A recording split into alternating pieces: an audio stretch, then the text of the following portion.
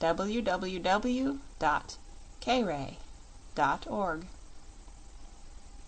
The Road to Oz by FrankBaum.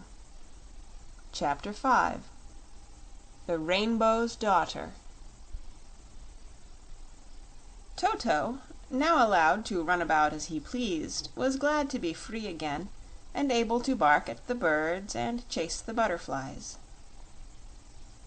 The country around them was charming, yet in the pretty fields of wild flowers and groves of leafy trees were no houses whatever, or any sign of inhabitants. Birds flew through the air, and cunning white rabbits darted amongst the tall grasses and green bushes. Dorothy noticed even the ants toiling busily along the roadway, bearing gigantic loads of clover seed, but of people there were none at all.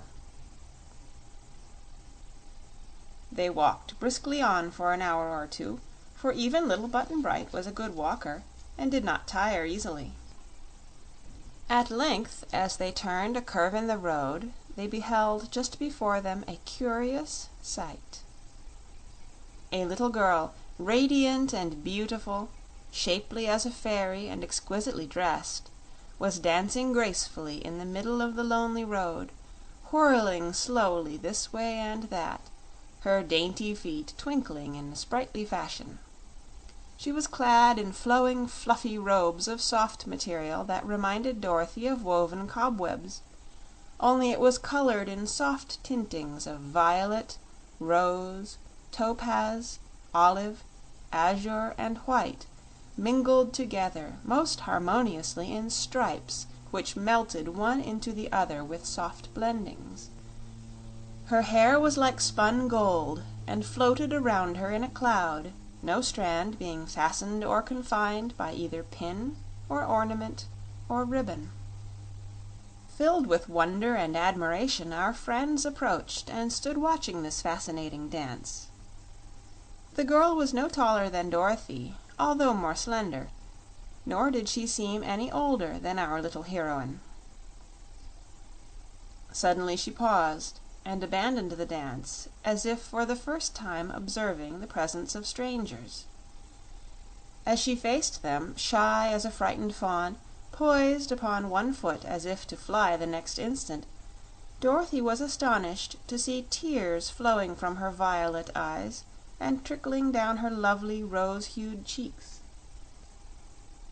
That the dainty maiden should dance and weep at the same time was indeed surprising, so Dorothy asked in a soft, sympathetic voice, "Are you unhappy, little girl?" "Very," was the reply. "I am lost." "Why, so are we," said Dorothy, smiling. "But we don't cry about it." "Don't you? Why not?" "'Cause I've been lost before and always got found again," answered Dorothy simply. "But I've never been lost before," murmured the dainty maiden, "and I'm worried and afraid." "You were dancing," remarked Dorothy in a puzzled tone of voice. "Oh, that was just to keep warm," explained the maiden quickly.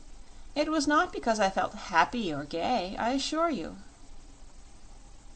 Dorothy looked at her closely.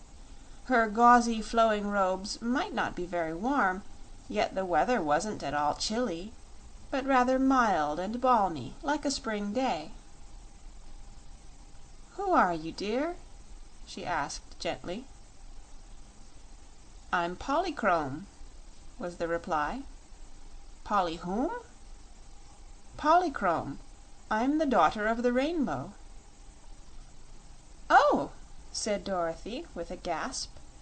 "I didn't know the Rainbow had children. But I might have known it before you spoke. You couldn't really be anything else." "Why not?" inquired Polychrome, as if surprised. "Because you're so lovely and sweet." The little maiden smiled through her tears, came up to Dorothy, and placed her slender fingers in the Kansas girl's chubby hand.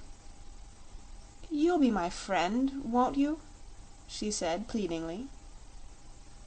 "Of course." And what is your name?" "I'm Dorothy, and this is my friend Shaggy Man, who owns the Love Magnet, and this is Button Bright, only you don't see him as he really is because the Fox King carelessly changed his head into a fox head. But the real Button Bright is good to look at, and I hope to get him changed back to himself sometime." The Rainbow's Daughter nodded cheerfully, no longer afraid of her new companions. "But who is this?" she asked, pointing to Toto, who was sitting before her wagging his tail in the most friendly manner and admiring the pretty maid with his bright eyes. "Is this also some enchanted person?" "Oh no, Polly. I may call you Polly, mayn't I? Your whole name's awful hard to say." "Call me Polly if you wish, Dorothy." "Well, Polly, Toto's just a dog, but he has more sense than Button Bright, to tell the truth, and I'm very fond of him." "So am I," said Polychrome, bending gracefully to pat Toto's head. "But how did the Rainbow's Daughter ever get on this lonely road and become lost?" asked the Shaggy Man, who had listened wonderingly to all this. "Why, my father stretched his rainbow over here this morning, so that one end of it touched this road," was the reply, "and I was dancing upon the pretty rays, as I love to do, and never noticed I was getting too far over the bend in the circle.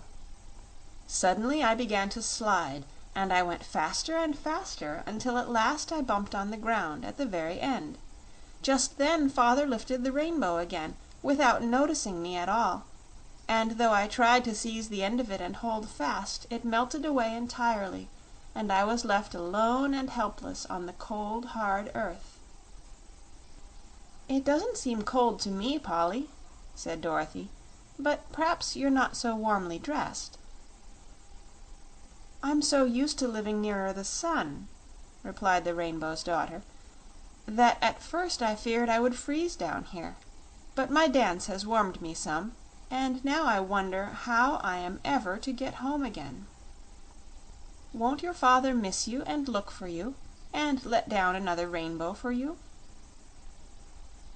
"Perhaps so, but he's busy just now because it rains in so many parts of the world at this season, and he has to set his rainbow in a lot of different places. What would you advise me to do, Dorothy?" "Come with us," was the answer. "I'm going to try to find my way to the Emerald City, which is in the fairyland of Oz.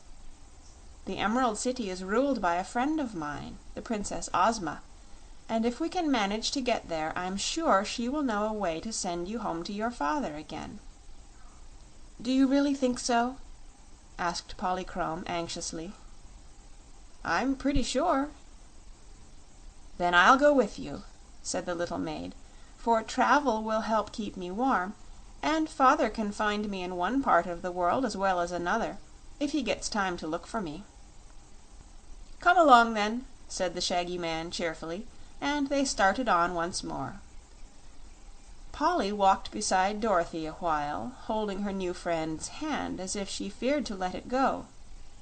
But her nature seemed as light and buoyant as her fleecy robes, for suddenly she darted ahead and whirled round in a giddy dance. Then she tripped back to them with sparkling eyes and smiling cheeks, having regained her usual happy mood and forgotten all her worry about being lost. They found her a charming companion, and her dancing and laughter, for she laughed at times like the tinkling of a silver bell, did much to enliven their journey and keep them contented. End of Chapter 5.